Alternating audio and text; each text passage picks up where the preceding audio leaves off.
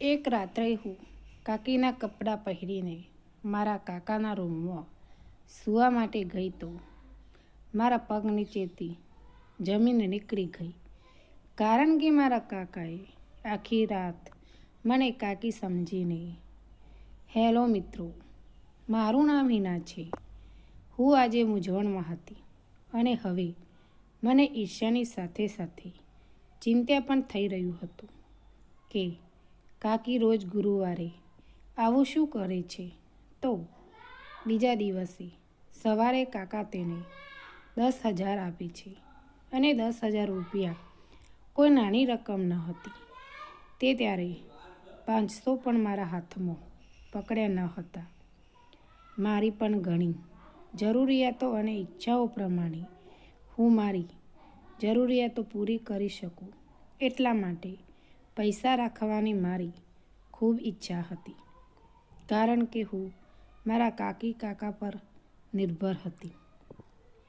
તેથી જ્યારે પણ હું મારા કાકાને મારી કાકી પર પૈસા જોતી ત્યારે મારા દિલમાં એક ઈચ્છા જાગી હતી. આટલી સુંદર જોડી ક્યારે પહેરી ન હતી. કિંમત પૂછતા ખબર પડી કે તે 500ની છે અને દુકાનદાર એક પૈસા ઓછા કરવા તૈયાર ન હતો. મેં ભેગા કરેલા પૈસા પણ આટલા ન હતા. મારો ઉદાસ ચહેરો જ હોય નીતા કહેવા લાગી, તારા કાકા તો ખૂબ અમીર છે, તેને તું કેમ નથી કહેતી કે તે તારી ઈચ્છા પૂરી કરે. નીતાની વાત સાંભળીને મારા આંખોમાંથી આંસુ વહેવા લાગી.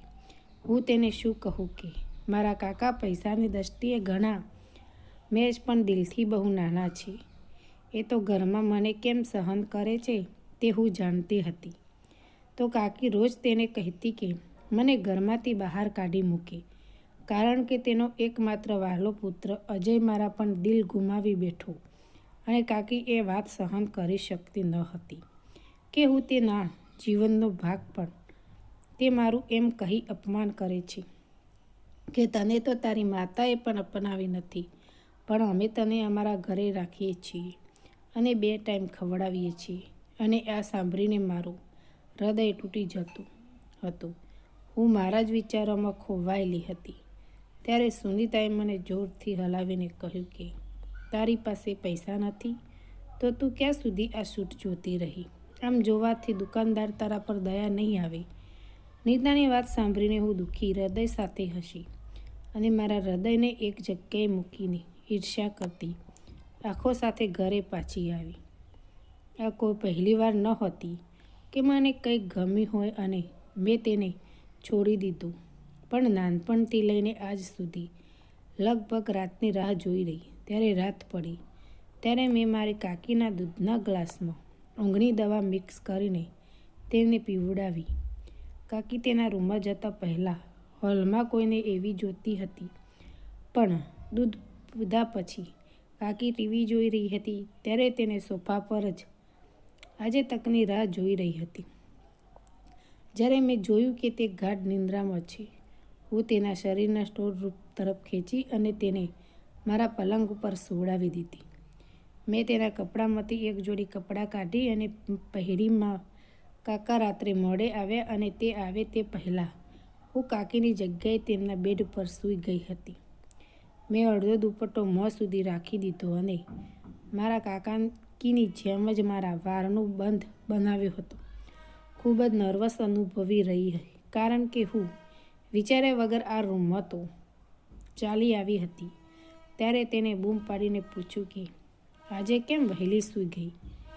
કે હળવો અવાજ કર્યો અને કહ્યું કે હું જાગી રહી છું. હું ચોંકી ગઈ. મને ખબર ન હતી. મારી આંખ સામે અંધારું આવવા લાગી. હું કલ્પના પણ કરી શકતી ન હતી મારા કાકા આટલા ખરાબ માણસ. અને કાકી સમજીને કાકા મારા નજીક આવી અને જ્યારે તેમણે મારા ચહેરા પરથી કપડું હટાવી તો મારો ચહેરો જોઈને તેજ થઈ ગયા અને તેને ગુસ્સાથી પૂછ્યું, તમે અહીં શું કરો છો.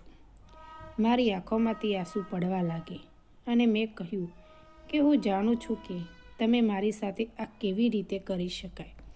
હું તમારું જ લોહી છું અને તમે મારી સાથે આટલો મોટો વિશ્વાસઘાત કર્યો ને કહ્યું કે તારી મા હંમેશા અમારા માસીના દીકરા અમિતને પ્રેમ કરતી હતી અને તે એટલી ન હતી કે તે બીજે ક્યાં લગ્ન પણ.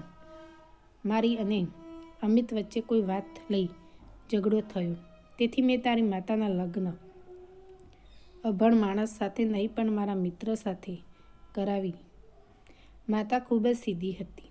તારી માના પ્રેમના સમાચાર મળી ગયા, તેથી તેને તેરી માતા પર શંકા થવા લાગી અને તે કારણે એક દિવસ તેને તારી માતાને છૂટાછેડા આપી દીધા અને ખોરામાં લઈ તારી મા જ્યારે ઘરે પાછી આવી ત્યારે તારી કાકી આ સહન કરી શકી નહીં અને તારી કાકીએ મને કહ્યું, આ મિલકતનો ભાગ પડી જશે અને હું આટલી મોટી મિલકતના ભાગલા પાડવા દેવા માગતો ન હતો.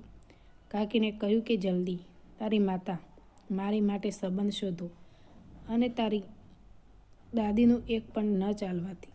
તારી કાકીએ કહ્યું કે તે પાગલ સાથે તારી માતાની વિદાય નહીં કરે કે એક દીકરીની માતા સાથે તો કોઈ લગ્ન નહીં કરે.